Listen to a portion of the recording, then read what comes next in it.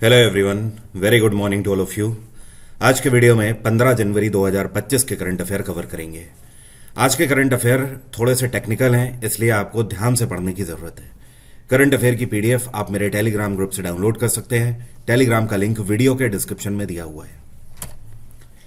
पहले कल के क्वेश्चन की बात करेंगे। स्टैटिक जीके का प्योर क्वेश्चन था मेरा आपसे सवाल यह था कि इन चारों में से किसका साइंटिफिक नेम है ओसिमम टेनुफ्लोरम। तो ocimum tenuiflorum is the scientific name of tulsi. तो जिन लोगों ने भी तुलसी आंसर किया है उन सभी का आंसर सही है। अच्छा, रोज का साइंटिफिक नेम क्या है? तो ये बहुत ही सिंपल है, इसको बोलते हैं रोजा। क्या बोलते हैं? रोजा। इसी तरीके से लौंग का अगर आपसे पूछा जाए तो क्लोव का साइंटिफिक नेम कहलाता है सीजियम। यहां पर मैं लिख देता हूं सीजियम एरोमेटिकम, सीजियम एरोमेटिकम, ठीक है। और कार्डमम जो है इलायची का साइंटिफिक नेम है, इसको बोलते हैं एलिटेरिया, एलिटेरिया कार्डमम, ठीक है, एलिटेरिया कार्डमम। साइंटिफिक नेम कुछ ही चीज़ों के हैं लेकिन आपको ध्यान रखने बहुत ज़रूरी हैं। जैसे कि इंपॉर्टेंट एनिमल्स मैं आपको बता देता हूं, इनके आप ध्यान रखें। टाइगर का आपसे बहुत बार पूछा जाता है, स्नेक का पूछा जाता है, स्नेक का अलग है, ठीक है। और उसी तरीके से नाग का या कोबरा का अलग है। जैसे कि कोबरा को नाजा नाजा बोलते हैं और स्नेक का क्या है? सरपेंटम है, ठीक है। तो ये छोटी छोटी चीजें हैं, ध्यान रखना है। गलती कहां हो जाती है? स्नेक का पूछ देता है और मैक्सिमम लोग नाजा नाजा लगा देते हैं। जबकि स्नेक की एक प्रजाति जो कोबरा है, जिसको भारत में नाग भी बोलते हैं, तो इसको बोलते हैं नाजा नाजा, ठीक है। टाइगर के अलावा लायन का आप ध्यान रखिए और एलिफेंट का ध्यान रखिए, कैट हो गई, काऊ हो गई, इन सब के आप ध्यान रखिए। अब ऐसा भी नहीं कि आप जाके बिल्कुल याद करने लगे जिराफ वगैरह के या जेबरा के याद करने लगे, नहीं, इतना जाने की जरूरत नहीं है। इधर बटरफ्लाई के आप ध्यान रखो, ठीक है। और हैन हो गया, मुर्गी का आप ध्यान रखो।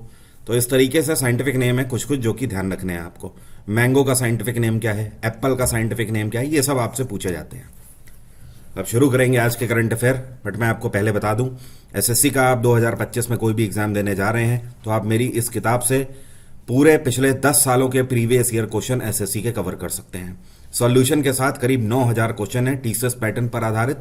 साथ में चैप्टर वाइज अलग से कंपाइलेशन है और टाइप वाइज अलग है कि हाँ भाई कौन से टॉपिक से कितने क्वेश्चन पूछे गए, और एग्जाम वाइज अलग है कि जैसे एमटीएस में कौन से टॉपिक से क्वेश्चन बना है, सीपीओ में कितने बार कौन सा क्वेश्चन किस टॉपिक से बना हुआ है। ये सब इस किताब में बहुत ही अच्छे से कंपाइल्ड है। किताब का लिंक वीडियो के डिस्क्रिप्शन में है। अब शुरू करते हैं आज के करंट अफेयर। और सर्वप्रथम आप सभी को भारतीय सेना दिवस की बहुत बहुत शुभकामनाएं, क्योंकि आज है 15 जनवरी और 15 जनवरी को इंडियन आर्मी डे पूरे देश भर में मनाया जाता है। लेबनान के नए प्रधानमंत्री कौन अपॉइंट किए गए हैं? तो लेबनान के नए प्रधानमंत्री हैं नवाब सलाम, और नवाब सलाम इस टाइम पर इंटरनेशनल कोर्ट ऑफ जस्टिस में प्रेसिडेंट के रूप में कार्यरत हैं। आपको शायद याद हो, 4 दिन पहले मैंने आपको बताया था लेबनान में नए राष्ट्रपति अभी हाल ही में अपॉइंट किए गए हैं, ठीक है। तो जब से उनके नए राष्ट्रपति अपॉइंट किए गए हैं जोसेफ आउन, कौन है? जोसेफ आउन। तो उन्हीं के बाद आउन ने ही नवाब सलाम का जो नाम है ये नामित किया और फाइनली इनको बहुमत भी मिल गया लेबनान की पार्लियामेंट में। लेबनान की पार्लियामेंट में जितने भी वोट पड़े उसमें से 2/3 इनके फेवर में रहे। मतलब केवल एक बहुमत से नहीं, प्रचंड बहुमत से ये आए हैं सत्ता में। और 71 वर्ष इनकी उम्र है। लेबनान की कैपिटल है बेरूत। इनके अगेंस्ट नजीब मिकाती खड़े हुए थे जो कि अभी तक केयर टेकर प्राइम मिनिस्टर थे। इनको केवल 9 वोट मिले और जबकि इनको बाकी के सारे वोट मिले। लेबनान कहाँ पर है? आगे बढ़ने से पहले आप मैप में देख लीजिए। देखिए ये देश है हमारा भारत, और जब भारत से आप इधर जाएंगे नॉर्थ वेस्ट की तरफ तो ये पूरे मिडिल ईस्ट कंट्रीज हैं। तो इसी में देखिए ईरान, ईरान के आगे इराक, इराक के आगे सीरिया, और सीरिया से ही लगा हुआ ये जो छोटा सा देश जिसको मैं आउटलाइन कर रहा हूं ये है लेबनान। लेबनान 3 देशों से अपने बॉर्डर शेयर करता है। एक तो सीरिया, दूसरा जॉर्डन से शेयर करता है, और तीसरा दक्षिण की तरफ इजराइल से भी अपना बॉर्डर शेयर करता है। ये कौन है जिनको West Bengal film journalist association annual award ceremony में सत्यजीत रे लाइफ टाइम अचीवमेंट अवार्ड से सम्मानित किया गया है? तो ये है मूवी डायरेक्टर अपर्णा सेन, और बंगाली मूवीज में इन्होंने बहुत सारी मूवीज हैं उन्हें डायरेक्ट किया हुआ है। तो इनके अद्भुत कार्य के लिए सिनेमा जगत में इनको सत्यजीत रे लाइफ टाइम अचीवमेंट अवार्ड से सम्मानित किया गया है। और इस बार का जो West Bengal film journalist association annual award ceremony थी, इसको पूरी राज कपूर के ऊपर बेस्ड रखा गया था, क्योंकि इस साल जो पूरा सिनेमा है वो राज कपूर की 100 बर्थ एनिवर्सरी को मना रहा है। और जो ये पूरा सेरेमनी था, इसको राज कपूर का जो गाना है जीना यहाँ मरना यहाँ इसके सिवा जाना कहाँ, मेरा नाम जोकर मूवी का, उसी की थीम पर इसको रखा गया है। इसमें और भी अवार्ड्स दिए गए हैं, जैसे कि बेस्ट एक्टर का अवार्ड किसको दिया गया है, तो ये हैं चंदन सेन। कौन है? चंदन सेन। और बेस्ट बंगाली फिल्म रही है मानिक बाबर मेघ। इस तरीके से पूरी लिस्ट मैंने पीडीएफ में दे रखी है टेबल के फॉर्मेट में, एक बार आप वहां से देख लीजिएगा। सी डॉट, जिसको बोलते हैं central for development of telematics, इन्होंने कौन से आईआईटी के साथ पैक्ट साइन किया है और इस आईआईटी की मदद से सी डॉट सेमीकंडक्टर चिप बनाने का काम करेंगे। ये जो सेमीकंडक्टर चिप बनाई जाएगी ये दरअसल वाइड बैंड स्पेक्ट्रम सेंसर के लिए बनाई जाएगी। तो आईआईटी मंडी के साथ इन्होंने एक पैक्ट साइन किया है। अब कई लोग आप लोग समझ रहे होंगे वाइड बैंड स्पेक्ट्रम सेंसर होता क्या है। दरअसल ये एक ऐसा सेंसर है जो कि रेडियो फ्रीक्वेंसी को स्कैन करने का काम करता है। एग्जाम्पल के तौर पर आप सभी ने एफएम सुना होगा। अब एफएम में आपको पता है बिग एफएम 92.5 में आता है आई थिंक, ठीक है। इसी तरीके से रेडियो मिर्ची 97 पे आता है, रेड एफएम हो गया ये 95 में आता है। तो ये जो फ्रीक्वेंसीज हैं आप देखते हो, इन फ्रीक्वेंसीज के अलावा आगे पीछे थोड़ा सा आप अगर स्कैन करो तो खर्र की एक आवाज आती है, एक रफ सा साउंड आता है, ठीक है। तो उस टाइम पर वो पर्टिकुलर जो आपका सेंसर होता है वो फ्रीक्वेंसी को सर्च कर रहा होता है। तो ये जो टेक्नोलॉजी है जो कि इस फ्रीक्वेंसी को सर्च करती है, इसी को बोलते हैं वाइड बैंड स्पेक्ट्रम सेंसर। इतना ही नहीं, आपका जो टेलीफोन कनेक्ट होने में जो टाइम लगता है, आपने देखा होगा पहले आप किसी को अगर कॉल करो तो तुरंत नहीं लगता है, कुछ सेकंड या नैनो सेकंड का समय लगता है। तो उस दौरान भी ये जो स्पेक्ट्रम सेंसर है ये नेटवर्क को सर्च करने का काम कर रहा होता है, फ्रीक्वेंसी को। तो सेमीकंडक्टर चिप इसी सेंसर टेक्नोलॉजी के लिए बनाई जाएगी इन दोनों के द्वारा मिलकर। ये कौन सा बैंक है जो कि $400 मिलियन का लोन देना चाहता है? और दरअसल ये बैंक एक पार्टी ढूंढ रहा है ऐसी, या फिर 2 या 3 पार्टी जो कि इस बैंक से $400 मिलियन का लोन ले सकें। तो ये है बैंक ऑफ इंडिया। अब देखिए ऐसा कब होता है, बैंकों के अपने टारगेट होते हैं कि इन्हें इतना रुपए लोन स्वरूप लोगों को बांटना है, क्योंकि बैंकों के पास जो इनकम आती है वो लोन बांटने से ही आती है। बैंक ने आपको 100 रुपए का लोन दिया, अब इससे जो आप ब्याज चुकाओगे वही तो बैंक की इनकम है। तो पिछले 10 सालों में जो इनका टारगेट था उस हिसाब से जो भी पर्टिकुलर अमाउंट था वो अमाउंट आया है $400 मिलियन। और अब बैंक ऑफ इंडिया चाहते हैं कि कोई पर्टिकुलर ब्रांड जो कि नीडफुल हो वो इनसे ये लोन अमाउंट ले ले। फिलहाल अगर मार्केट की बात करी जाए तो रिलायंस इस टाइम पर $3 बिलियन का लोन सर्च आउट कर रहा है कि कोई ऑर्गेनाइजेशन रिलायंस को $3 बिलियन का लोन दे दे। उसी तरीके से श्रीराम फाइनेंस जो है ये करीब $1.2 बिलियन का लोन लेने की सोच रहे हैं। तो कंपनीज भी ऐसी बड़ी बड़ी होती हैं जिनको एक बड़े अमाउंट की जरूरत होती है, और बैंकों के पास भी एक पर्टिकुलर टारगेट होता है कि हाँ इतने का उन्हें लोन ऑफर करना है। फिलहाल यहां पर बात हो रही है डॉलर की, तो बैंक ऑफ इंडिया ये भी चाहते हैं कि दुनिया भर के किसी भी देश में कोई भी ऑर्गेनाइजेशन हो वो भी इनसे लोन ले सकते हैं। केवल ऐसा नहीं कि भारत की ऑर्गेनाइजेशन ही इनसे लोन ले। बैंक ऑफ इंडिया की स्थापना सन 1906 में करी गई थी। इसका हेडक्वार्टर है मुंबई, और बैंक ऑफ इंडिया के चेयरपर्सन है रजनीश कर्नाटक। क्या नाम है? रजनीश कर्नाटक। महाकुंभ मेले का आयोजन चालू हो चुका है, हम सभी को पता है। 13 तारीख से महाकुंभ 2025 का शुभारंभ प्रयागराज में हो चुका है। तो इसके लिए कौन सा बैंक है जिसने artificial intelligence based support facility यहां पर स्टार्ट करी है? तो यह है bank of Baroda. Bank of Baroda ने अनाउंस किया है कि जो महाकुंभ रीजन है पूरा, ठीक है, आपको पता है जो नया डिस्ट्रिक्ट बनाया गया है उत्तर प्रदेश में, महाकुंभ मेला डिस्ट्रिक्ट, ये डिस्ट्रिक्ट क्षेत्रफल के आधार पर शिमला से भी बड़ा क्षेत्र है। अब आप इमेजिन कर सकते हो। तो पहली चीज तो यह है कि बैंक ऑफ बड़ौदा के द्वारा टेम्परेरी 2 ब्रांचेस यहां पर स्थापित करी गई हैं, क्योंकि आप ये समझ लीजिए केवल भारत से ही नहीं पूरी दुनिया के अलग अलग देशों से भी यहां पर लोग आ रहे हैं। आप अगर सोशल मीडिया में देखें या फिर आप यूट्यूब में आप देखें, जो भी लेटेस्ट वीडियोस आ रहे हैं वहां से आपको पता लगेगा अमेरिका से बहुत सारे लोग आए हुए हैं, जर्मनी से लोग घूमने आ रहे हैं, ऑस्ट्रेलिया से आ रहे हैं। दुनिया का कोई ऐसा देश नहीं है जहां से लगभग ना आ रहे हो। इस साल करीब 50 करोड़ लोग यहां पर पूरे दुनिया से हिस्सा लेने वाले हैं। तो इसके लिए क्या है, अब इतने लोग आएंगे तो यहाँ पर बैंकिंग फैसिलिटी भी होनी चाहिए। तो अब bank of Baroda 2 temporary branch स्थापित करेगी जब तक महाकुंभ मेला चलता रहेगा, करीब 1 मार्च तक। वैसे तो महाकुंभ का समापन 26 तारीख को है, लेकिन 1 मार्च तक उसके बाद ये सर्विस चलती रहेंगी। साथ में बीओबी के द्वारा यहाँ पर टेम्परेरी एटीएम भी स्थापित करे जाएंगे। कॉइन वेंडिंग मशीन भी स्थापित करी गई हैं कि अगर आपको सिक्कों की ज़रूरत है तो आप पैसा डालिए, ये जो मशीन है ये आपको सिक्के में कन्वर्ट करके दे देगी। तो ये सारी फैसिलिटीज़, और इतना ही नहीं, 100 से ज़्यादा करीब यहाँ पर स्टॉल भी लगाए गए हैं बैंक ऑफ बड़ौदा के द्वारा कि अगर किसी भी व्यक्ति को कोई भी पैसे से जुड़ी हुई कोई भी समस्या फेस करनी पड़ रही है तो उन्हें सपोर्ट करने के लिए। बीओबी बहुत पुराना बैंक है, इसकी स्थापना 1908 में करी गई थी। इसका हेडक्वार्टर है वडोदरा, और बीओबी के चेयरपर्सन है देवदत्त चंद। कौन है? देवदत्त चंद। एसबीआई की स्थापना 1955 में करी गई थी।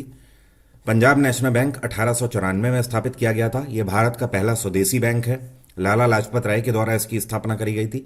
और आईसीआईसीआई बैंक की स्थापना 1994 में करी गई थी। दिसंबर के महीने में रिटेल इन्फ्लेशन परसेंटेज कितना रहा है? मतलब अगर बाजार की बात करें तो रिटेल मार्केट की यहां पर बात हो रही है, जहां पर फुटकर में चीजें बेची जाती हैं, होलसेल मार्केट की बात नहीं हो रही है। तो ये रहा है दिसंबर के महीने में 5.22%। अब इसमें अगर बात करें कि रूरल एरिया में कितना रहा है, तो रूरल एरिया में ये रहा है 5.76%, और जो अर्बन एरिया है, जो शहरों वाला एरिया है, उसमें 4.58% रहा है। तो अगर कंपैरेटिवली देखा जाए तो ग्रामीण क्षेत्रों में चीज़ें ज़्यादा महंगी बिकी हैं दिसंबर के महीने में। और रिजर्व बैंक ऑफ इंडिया एक टारगेट सेट करके चल रहा है कि जो इन्फ्लेशन है वो 2 से 6 के बीच में रहना चाहिए, और एक आइडियल टारगेट लेकर चल रहा है कि 4% करीब रहना चाहिए। तो दिसंबर के महीने में हमें आंकड़े देखकर पता लगता है कि शहरों में स्थिति गांव के कंपैरिजन में ज़्यादा बेहतर रही है। ये कौन सा राज्य है जो कि 34वां ऐसा राज्य बन गया है जिसने आयुष्मान भारत प्रधानमंत्री जन आरोग्य योजना अपने राज्य में अप्लाई कर दी है? तो ये राज्य है उड़ीसा। उड़ीसा में अभी विधानसभा के इलेक्शन हुए थे कुछ ही महीनों पहले, और यहाँ पर नए मुख्यमंत्री बने हैं मोहन चरण मांझी, और बीजेपी ने यहाँ पर सरकार बनाई है। तो अब यहाँ पर आयुष्मान भारत प्रधानमंत्री जन आरोग्य योजना अप्लाई कर दी गई है। उड़ीसा की इस टाइम पर पॉपुलेशन करीब 4.5 करोड़ है। ठीक है, इन 4.5 करोड़ में से करीब 1 करोड़ लोग इसके लिए एलिजिबल होंगे, और ये ऐसे लोग हैं जो कि गरीबी रेखा के नीचे आते हैं। और प्रधानमंत्री जन आरोग्य योजना के अंतर्गत हर उस व्यक्ति की फैमिली को 5 लाख का इंश्योरेंस कवर मिलता है पर एनम। मतलब मान लीजिए अगर कोई व्यक्ति हॉस्पिटल में एडमिट होता है और उसका खर्चा 2 लाख का आया, तो 2 लाख तक का इलाज उसका इसी कार्ड से हो जाएगा। कार्ड में 5 लाख रुपए हैं और यहीं से 2 लाख रुपए कट जाएंगे। अब कार्ड में बचे 3 लाख रुपए। तो अगर मान लीजिए अभी इसी साल में अगर कोई भी व्यक्ति घर का और बीमार होता है तो 3 लाख रुपए तक का वो इलाज करा पाएगा। जैसे ही साल बदलेगा तो मान लीजिए आपने इलाज नहीं कराया, आपको ज़रूरत नहीं पड़ी, ये 3 लाख रुपए बचे हुए थे, तो जैसे ही साल बदलेगा 5 लाख रुपए फिर से हो जाएंगे, ये जो 3 लाख थे ये बार्ड हो जाएंगे। ठीक है, इस तरीके से ये चलता है इसका सिस्टम। तो इसके अंतर्गत अच्छा एक और यहाँ पर चेंज किया गया है। अभी तक तो ये नॉर्मल चीज़ थी कि हर एलिजिबल फैमिली को 5 लाख का इंश्योरेंस कवर मिलता था, लेकिन इसके साथ एक चीज़ और जुड़ गई है। घर में जितने भी महिला मेंबर्स हैं उनके लिए 5 लाख का एक्स्ट्रा इंश्योरेंस कवर इसमें दिया गया है। ये है एक नई चीज़।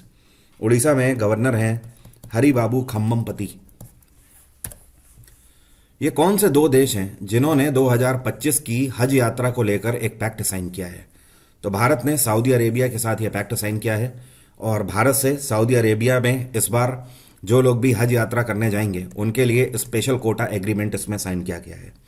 और कितने लोगों को कोटा मिलेगा? तो इस एग्रीमेंट के अंतर्गत सऊदी अरेबिया की तरफ से 1,75,025 भारतवासियों को इसके अंतर्गत कोटा दिया जाएगा जो कि हज यात्रा करने जाएंगे। और इस कोटे का मतलब सीधा सा यह है कि जो भी हज यात्रा होती है उसमें जो पैसा लगता है उसमें कंसेशन मिल जाता है और सब्सिडी मिल जाती है। वैसे तो ऑलमोस्ट मान लीजिए फ्री हो जाती है उनके लिए जो कि एलिजिबल होते हैं, गरीबी रेखा के नीचे हैं और हज यात्रा करना चाहते हैं।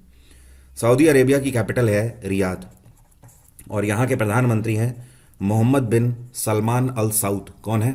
मोहम्मद बिन सलमान अल सऊद। और यूएई की कैपिटल है अबू धाबी, कतर की कैपिटल दोहा, ओमान की कैपिटल मस्कट।